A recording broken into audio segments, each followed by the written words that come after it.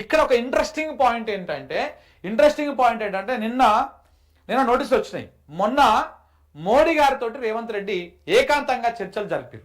మోడీతోటి ఇది సపరేట్గా చెప్తాగు. అసలు ఈ నోటీసులు, ఈ వ్యవహారం ఇదంతా ఎందుకు వస్తుందంటే, ఈ కేటీఆర్కి నోటీసులు, కేసీఆర్కి నోటీసులు, ఈ నోటీసుల వెనక ఉన్నటువంటి రాజకీయము, ఈ మొత్తం వ్యవహారంలో కేసీఆర్కి నోటీసులు ఇచ్చిన తర్వాత ఆయన ఢిల్లీకి వెళ్ళి నీతి ఆయోగ్ మీటింగ్ అయిపోయిన తర్వాత ఏం జరిగింది, మోడీకి రేవంత్ రెడ్డికి భేటీ అయింది, ఒక రహస్య భేటీ అయింది. ఆ రహస్య భేటీ అంటే ఇద్దరే కలిసి కూర్చొని మాట్లాడుకున్నారు. రహస్య భేటీని, అది లోపల ఏం జరిగిందో ఏం మాట్లాడుకున్నారో బయటికి ఏం రాదు అది. సో ఆ భేటీలో ప్రధానంగా వచ్చినటువంటి చర్చ ఏంటంటే, కాళేశ్వరం మీద కేసీఆర్కి హరీష్ రావుకి ఇచ్చినటువంటి నోటీసుల వ్యవహారాన్ని ఇద్దరు కలిసి బాగా చర్చించారు. ఈయన Revanth Reddy ED charge sheet, ఆ వ్యవహారం అదొకటి చర్చ. ఇంకొకటి ప్రధానంగా కేసీఆర్కి ఇచ్చినటువంటి నోటీసులు ఏంది, దాని కథ ఏంటి, కార్ఖానం ఏంటి, ఆయనను ఏమైనా అందులో ఇరికించే అవకాశం ఉందా, కేసీఆర్ను కానీ హరీష్ రావుని కానీ ఏమన్నా అందులో ఇరికించేటువంటి అవకాశం ఉందా, దానికి సంబంధించి బాగా ఇద్దరు చర్చించుకున్నారు. దాని మీద ఒక క్లారిటీ, సాధ్యమైనంత వరకు ఇబ్బందులకు గురి చేయాలి కేసీఆర్ని, హరీష్ రావుని ఇబ్బందులకు గురి చేయాలి. మరి దాని తర్వాత వాట్ అబౌట్ కేటీఆర్ అని చెప్పేసి ఇదే మోడీ అడిగేసరికి ఇప్పుడు కేటీఆర్ కూడా ఏసీబీ ఉన్న పలంగా నోటీసులు ఇచ్చింది. మరి మొన్నటిదాకా దీని మీద కనీసం చర్చ కూడా లేదు.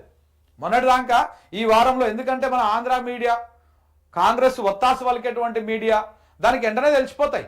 బిగ్ టీవీ కన్నా తెలవాలి, బ్యాక్ టీవీకి తెలవాలి కదా, వెంటనే ఏమైందనేది వెంటనే తెలవాలి కదా. సో కాబట్టి ఇట్లా ఇవన్నీ ఎక్కడ కూడా ఏ పేపర్లో కానీ ఏ మీడియా ఛానల్లో కానీ ఎక్కడ కూడా రాలే.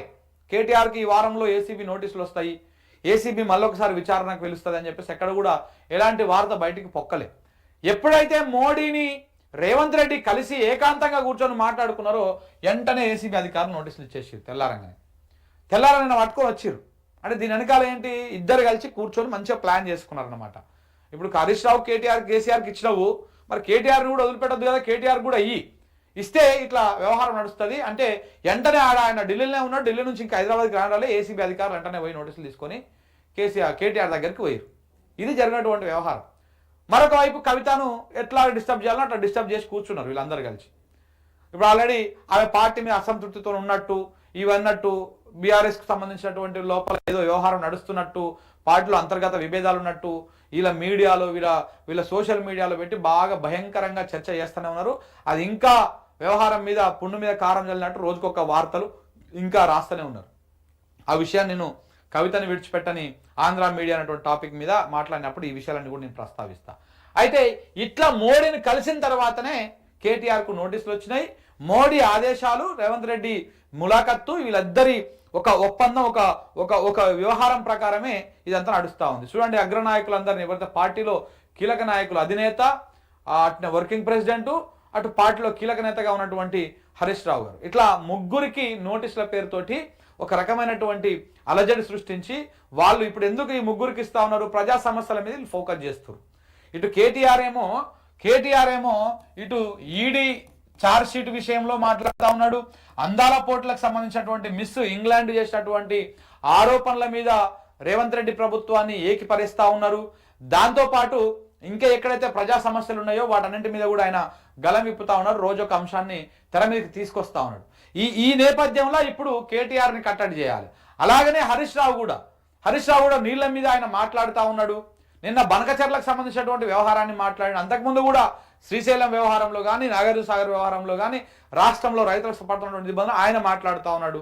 సో ఆయన వాయిస్ కూడా బాగా బలంగా పోతా ఉన్నది ప్రజల లోపలికి. కాబట్టి ఆయనని కట్టడి చేయాలి. అందుకని ఆయనకు కాళేశ్వరం నోటీసులు ఇచ్చి అక్కడ కట్టడి చేసే ప్రయత్నం.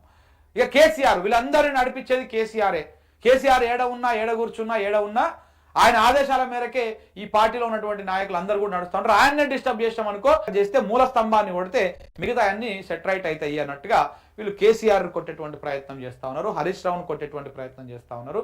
అట్ ద సేమ్ టైం కేటీఆర్ను కూడా కొట్టేటువంటి ప్రయత్నం చేస్తాం. దాంట్లో భాగంగానే ఈ వ్యవహారం అంతా కూడా నడుస్తూ ఉంది మిత్రులారా.